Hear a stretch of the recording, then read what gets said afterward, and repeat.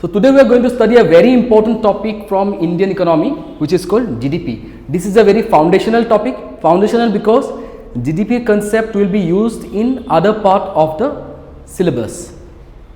So without understanding GDP, we cannot understand many of the things. Newspaper ki hoye ase current events of GDP growth kotha koy, GDP kotha koy, real GDP, nominal GDP. These things we will only understand when we understand what do you mean by GDP. So let's understand what GDP is. So GDP is total final value.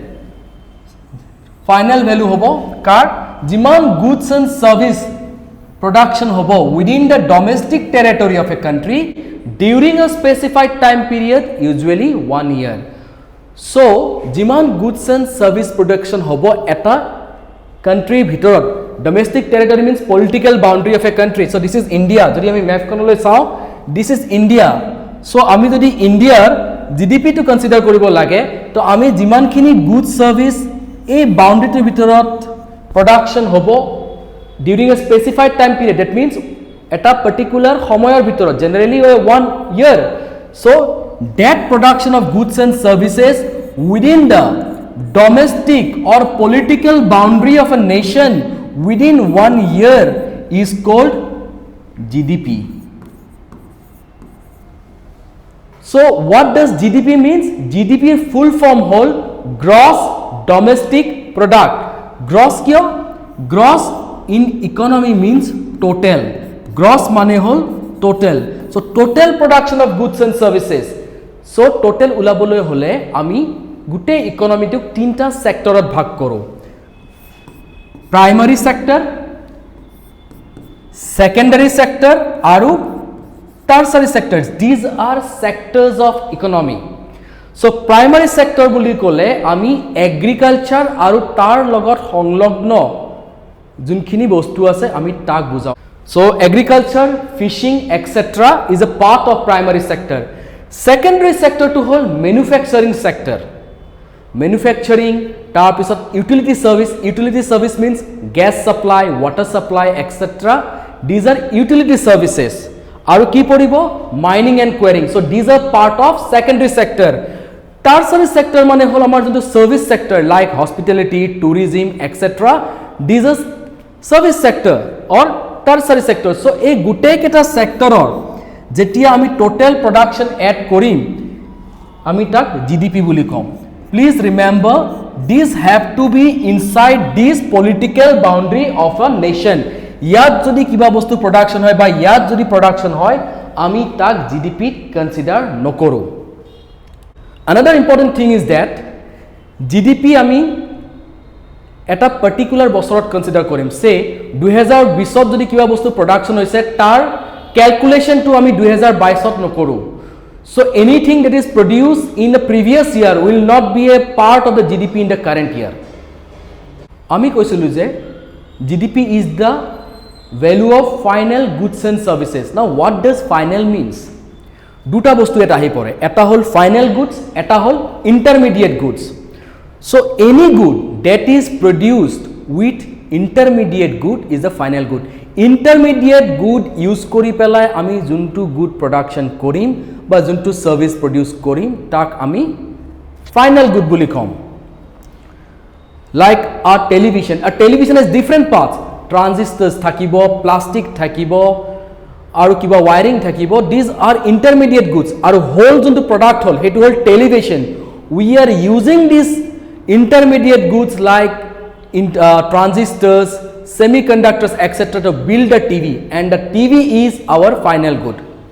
Let's consider MBA chai wala. Guwahati sage bahute dekha paisa MBA chai wala outlet ase, bahut lora swali tate jai. So what MBA chai wala does is that MBA chai wala sa bikri kore. So what MBA chai wala does? Teoloke gakhir, sapat, sugar use kori pelai sa bikri kore. So in this case, the tea, the sugar and the milk are intermediate goods, and this tea, it is the final good. So let's take an example. Dhori lolu gakhiror dam ami 10 taka dhori rakhiso. So this cost that is incurred by MBA chai wala to use the milk is rupees 10.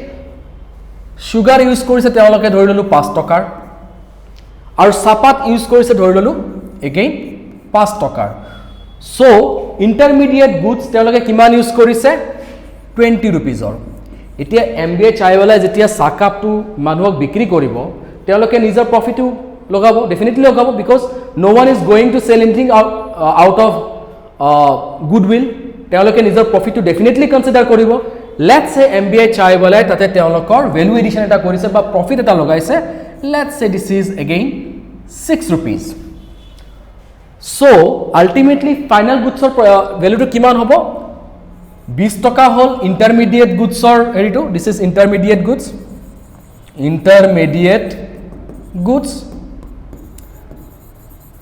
this is his profit or his value addition this is his value addition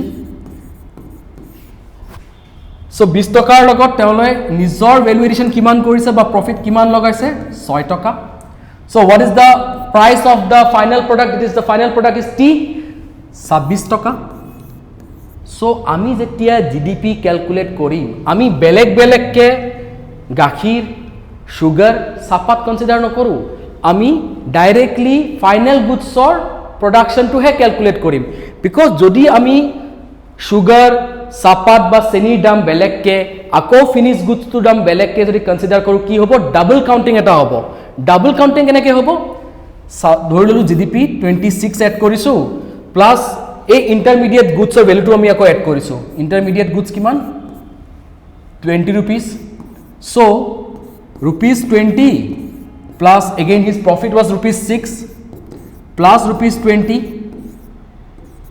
so this is equal to 26 plus 20 46 so ইয়াত আমি এই ফ্যাক্টৰটো দুবাৰ calculate কৰা নাই নে this is a case of double counting that's why while calculating gdp we don't consider the price of intermediate good ami khali final goods or price to consider koru thik ase now can a particular good be both a intermediate good and a final good eta bostu eke samoyote final good hobo pare aru intermediate good hobo pare ne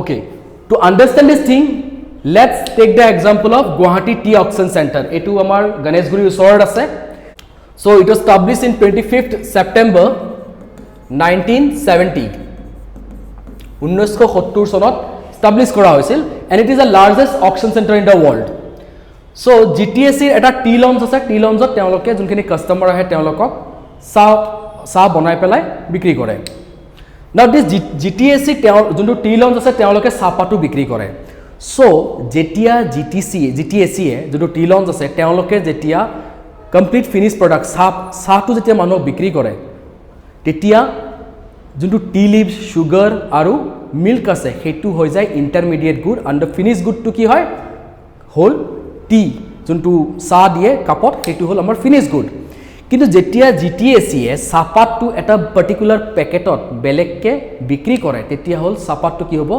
final goods so final hobo ne intermediate hobo that will depend on how that particular product is used keneke use kora hoise hetur uporot depend koribo so jetia ubare gari ekhon solai tetia hetu hobo intermediate good aru jetia ami gari khon solam hetu hobo finished good amar karone will again explain this topic in our next videos ami pisor video ekini bostu bhalke discuss korim now what constitutes service bujile ami ki buju goods bujile ki hoy goods as a physical form so what about services don't have a physical form they are meant to give us satisfaction but they don't have physical form telokor physical form nai so service bujile ami ki buju banking service bankor pora ami jontu subida pao hetu eta service hoy state bank of india jetia ami account khulu jetia loan lo that is a service Uber or gari jetia ami use koru that is also a service Uber doesn't sell the car Uber e gari khon bikri nokore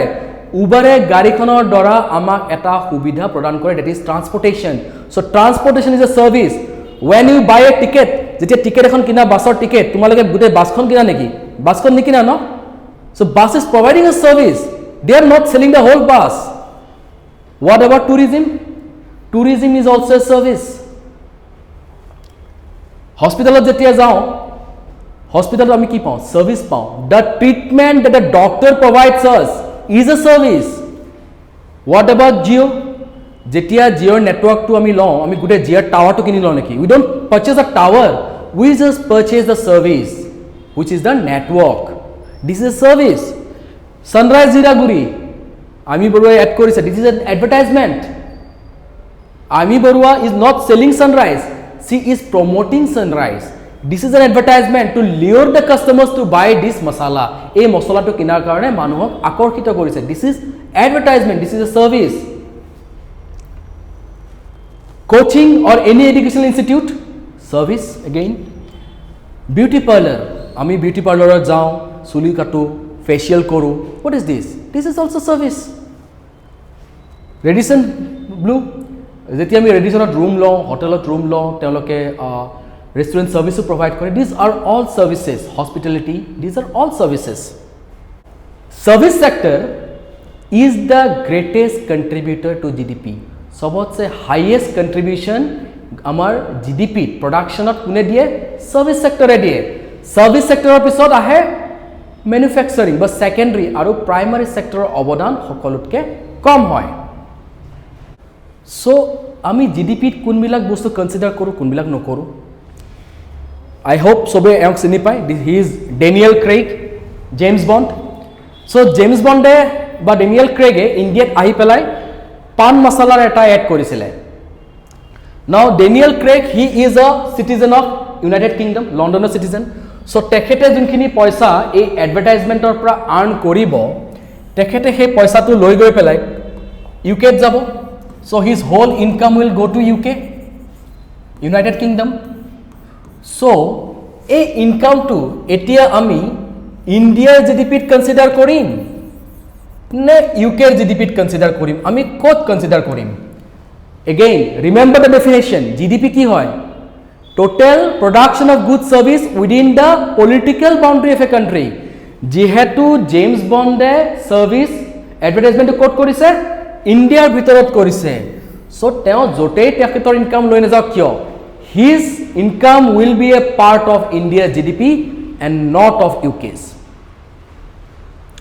আমাৰ beloved Ratan Tata তেখেতে জেগুৱাৰ কোম্পানীটো ইউকেৰ কিনি লৈছিলে so তেখেত জেগুৱাৰ কোম্পানীৰ পৰা যোনখিনি profit আহিব ৰতন টাটাই কি কৰিব সেইখিনি ক'ত লৈ আহিব ইণ্ডিয়াত লৈ আহিব ৰতন টাটাই ইয়াৰ ডিভিডেন্ড জেগুৱাৰৰ সেলৰ পৰা যোনখিনি প্ৰফিট আৰ্ন কৰিব যোনখিনি ৰিটাৰ্ণ পাব he will bring to India because Ratan Tata is an Indian citizen now his production is in UK তেখেতে প্ৰডিউচ কৰি আছে ইউকেত কিন্তু তেখেতৰ ইনকাম গৈ আছে India so this dividend will it be a part of ইণ্ডিয়াৰ GDP or UK's GDP again our definition ক'ত প্ৰডাকশন হৈছে জিডিপিত আমি সদায় ভাবিব লাগিব কোট হৈছে প্ৰডাকশন কোনে কৰিছে this not important he may be a foreigner he may be an Indian Daniel Craig হক বা ৰতন টাটা হয় কোট প্ৰডাকশন কৰিছে ডেট মেটাৰ্স কোনে কৰিছে that doesn't matter nationality doesn't matter in GDP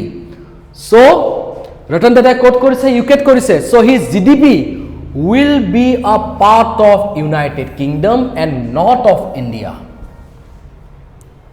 the very beautiful Aishwarya Rai তেখেতে এখন মুভি কৰিছে দ্য লাষ্ট লিজন বুলি কিছু বছৰ আগতে so again this is a foreign movie so Aishwarya Rai যোনটো ইনকাম পাব তেখেতে সেই ইনকামটো লৈ গৈ পেলাই ইণ্ডিয়াত পঠাব তেখেতৰ পেৰেণ্টছ আছে ইণ্ডিয়াত so she will send her income rupees or dollar or whatever so she will send her income to India as a remittance so this income will it be a part of India's GDP or UK's GDP again quote কৰিছে production বাহিৰত কৰিছে that particular so Aishwarya Rai যোনটো income হ'ব that will not be a part of India's GDP but of that other country's GDP stay tuned for our next video আমি next video আৰু বহুত important topic cover কৰিম gross national product net national product inflation these topics are very important for APSC and UPSC